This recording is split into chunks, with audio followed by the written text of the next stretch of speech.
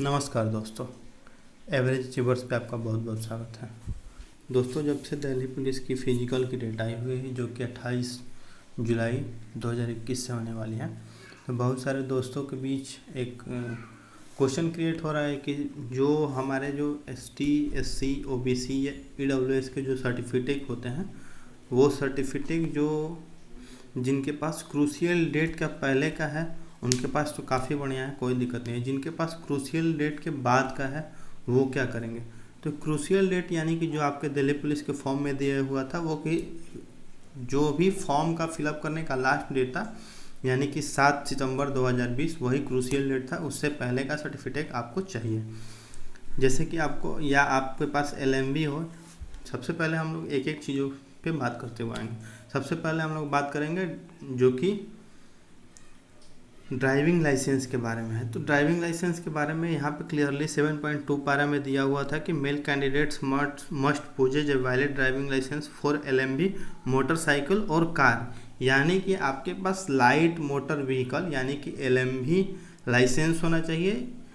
या तो आपके पास मोटरसाइकिल का है तब भी चलेगा या कार का है तब भी चलेगा, उसमें कोई ये नहीं है, दोनों में से कोई भी चलेगा। On the date of PE&MT learner licence is not acceptable. यानी कि जो आप सबसे पहले फॉर्म भरते हैं आपको लर्निंग मिलता है, उससे नहीं होगा, आपके पास पूरा का पूरा सर्टिफिकेट चाहिए।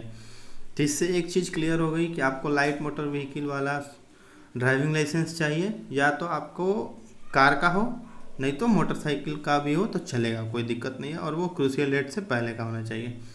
तो बहुत सारे दोस्तों का जो क्वेश्चन आ रहा है ना कि वो क्रूशियल डेट के बाद का होगा तो हम क्या करेंगे? कोई दिक्कत नहीं है, या दिक्कत होनी भी नहीं चाहिए। आप फिजिकल देने जरूर जाइए, आप अपने फिजिकल की तैयारी अच्छे से कीजिए, वहाँ पे जाके आप देखिएगा क्या होने वाला है क्या नहीं होना है। अब रही बात ST SC OBC और EWS वाले सर्टिफिकेट की, तो इसके लिए भी जो क्रूशियल डेट था वो 7 सितंबर 2020 ही था। ये भी उसके लिए इसके लिए भी कोई दूसरा क्रूशियल डेट नहीं है। तो इससे पहले का आपके पास होना चाहिए। अगर नहीं भी इससे पहले का है तो आप इसके बाद भी बनवाए हैं तो आप लेके ज़रूर जाइएगा, क्योंकि एक चीज़ तो कंफर्म है कि भैया आप आज ST SC OBC थोड़े हुए हैं, अब तो ST SC OBC हमेशा से थे। अगर आपके पास थोड़ा सा नया वाला सर्टिफिकेट है उससे क्या है, आप फिजिकल ज़रूर जाइएगा। अब मेरे पास चूँकि मैं एक EWS कैंडिडेट हूँ तो मेरे पास EWS की सर्टिफिकेट है, उसको मैं आपको दिखा रहा हूँ। जैसे कि ये मेरी EWS की सर्टिफिकेट है, ये मेरी क्रूशियल डेट से पहले की ही है। ठीक, तो ये वाला तो जिसके पास है वो एलिजिबल होगा। अब इसमें मैं एक जानकारी और ऐड करना चाहता हूँ, क्योंकि ये जो मेरा EWS सर्टिफिकेट है ये बिहार में बनता है ऐसा। तो बिहार में जो भी EWS सर्टिफिकेट बनते हैं ना, उनमें एक चीज़ है यहाँ पे आपको जो सेकंड नंबर पे लिखा हुआ है, नीशु कुमार भूमिहार जाति के सदस्य हैं जो कि अनुसूचित जाति, अनुसूचित जनजाति, पिछड़ा वर्ग तथा अत्यंत पिछड़ा वर्ग के रूप में अधिसूचित नहीं है। तो जब आप हिंदी में EWS सर्टिफिकेट बनवाइएगा तो यहाँ पे ये जो 2 नंबर का जो ये पैरा दिख रहा है ना, यहाँ पे ब्रैकेट में करके कुछ लिखा नहीं होता है हिंदी वाले में।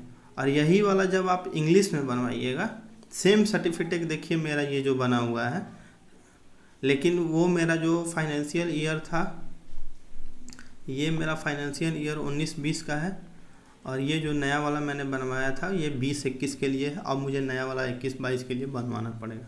तो इसमें इंग्लिश वाले में एक चीज़ फ़ायदा है ना कि जब आप यहाँ पे देखिएगा तो 2 नंबर वाले में लिखा हुआ है Neeshu Kumar belongs to Bhumihar caste which is not recognise as scheduled caste, scheduled tribe and other backward class. यहाँ पे आप देख रहे होंगे ना कि कॉमा करके 2 चीज़ें लिखे हुए हैं, central list and state list. इसके कहने का मतलब है ना कि ये जो EWS सर्टिफिकेट बनाया गया है, तो ये जो स्टूडेंट जो है या जो जिसका भी ये सर्टिफिकेट जिससे ये बिलोंग करता है, ये स्टेट लिस्ट में भी और सेंट्रल लिस्ट में भी, दोनों के दोनों लिस्ट में ये EWS ही हैं।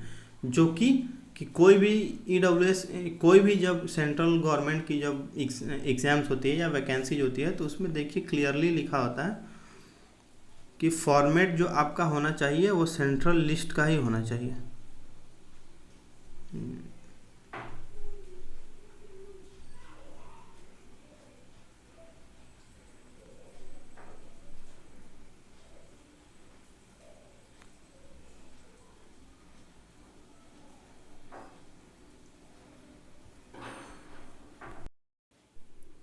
जैसा कि आप देख रहे हैं कि ये पैरा 6.2 में लिखा हुआ है कि candidates claiming benefits under OBC category shall be in accordance with the caste notified in the central list. यानी कि जो भी आप कोई भी सर्टिफिकेट ले जाइएगा वो सेंट्रल लिस्ट से ले जाइएगा। ऐसे कि जो हम अभी मैंने जो ये आपको दिखाया, ये दोनों ये चीज़ें बिहार में ही बनती हैं। ऐसे तो ये दोनों की दोनों चीज़ें सेंट्रल लिस्ट और स्टेट लिस्ट दोनों के लिए एलिजिबल हैं, लेकिन मैंने अभी जनवरी में ही डॉक्यूमेंट वेरिफिकेशन अपना करवाया था एसएससी में, तो मैं ये हिंदी वाले से ही मेरे को क्लियरेंस मिला था। लेकिन यही वाला सेम सर्टिफिकेट एक मेरा जो दोस्त था वो